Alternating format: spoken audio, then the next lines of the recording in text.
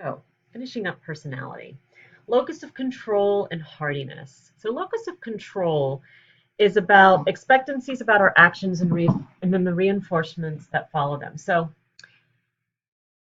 someone with so this is internal or external. Someone with an internal locus of control believes they have more self-efficacy. They believe that they have the ability to change their situations and to make a difference in their lives and for things to happen. This little thing right here, it says, the little person right here, I can determine my future. My passion and hard work help me adhere my goals. I am in control of my life and its direction. So they feel that life and they are controlled from the inside. External locus control believes that your life is basically controlled from the outside, that you don't have the self-efficacy to make a difference in the direction of your life.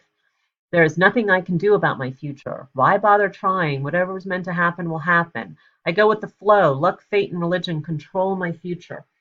So it gives you no personal power or control over your life. There's kind of no part that you play, that you let things happen from the outside.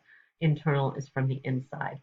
Internal locus of control may be related to more healthy behaviors and less psychological stress. So when you feel that you are empowered in some way, then you feel that you can make a difference and then you work harder to make a difference. And there may be more conscientiousness involved in that and just some more strength.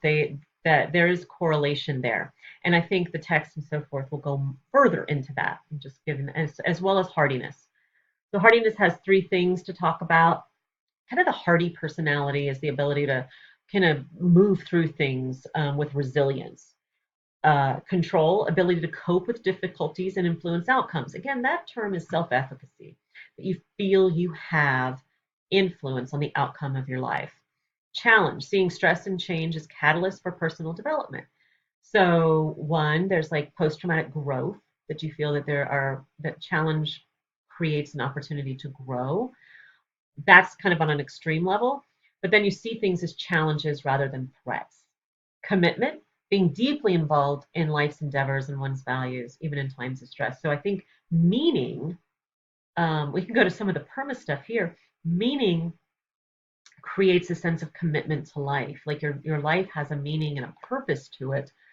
And so, you have a larger range goal that's not just like do well in this class or get this done, but I want, excuse me, coughing fit. Sorry, had to pause. So you are working towards making a difference in your life, making a difference in others' lives, something deeper, larger, bigger. It may buffer stress reactions against illness, but studies are limited and may show because of low neuroticism. So anyway, hardiness is, it reminds me. Hold on, let me see what else we have here. Okay, that's actually the end. So I am going to talk. Where did I go? So I'm going to finish up talking about.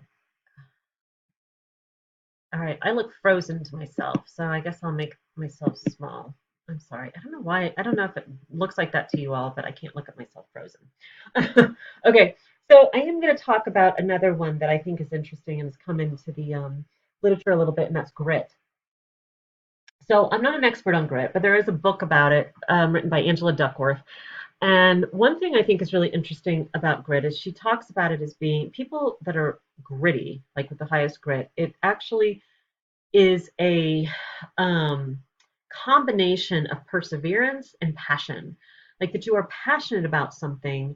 And so then you persevere towards its end. And that people that are grittiest in life have persevered towards, for years and years to achieve something that's really important to them. Now, she calls this something a superordinate goal.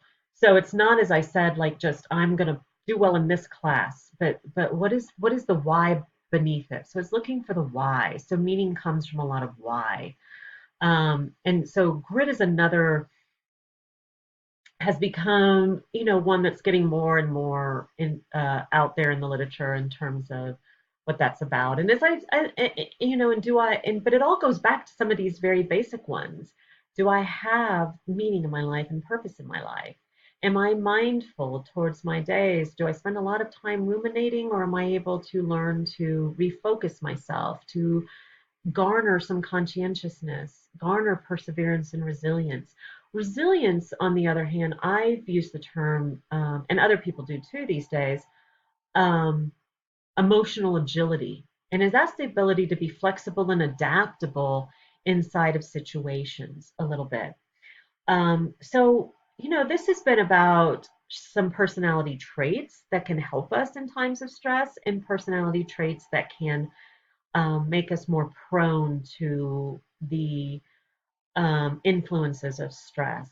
And I want to take you back at the end here, though, to remember that if we think of some of these things, that some of these traits can be moderated through skills of learning, mindfulness and optimism and kindness and gratitude. If we work on building those skills within us, it's not, I don't believe it changes the deep essence of who we are. I do believe that all of us have an essence that we're always going to be, and I think that's a good thing. But it can help shift our expressions of some of it can help us feed the good of who we are and the very best of that, and those more and more, so that optimal nature comes forward. So anyway, I hope you found something interesting inside. This is a very short video, but I hope you found something interesting inside the personality of stress. And until next time, take good care of yourself. Breathe deep, be mindful, and be kind to yourself and others. Later.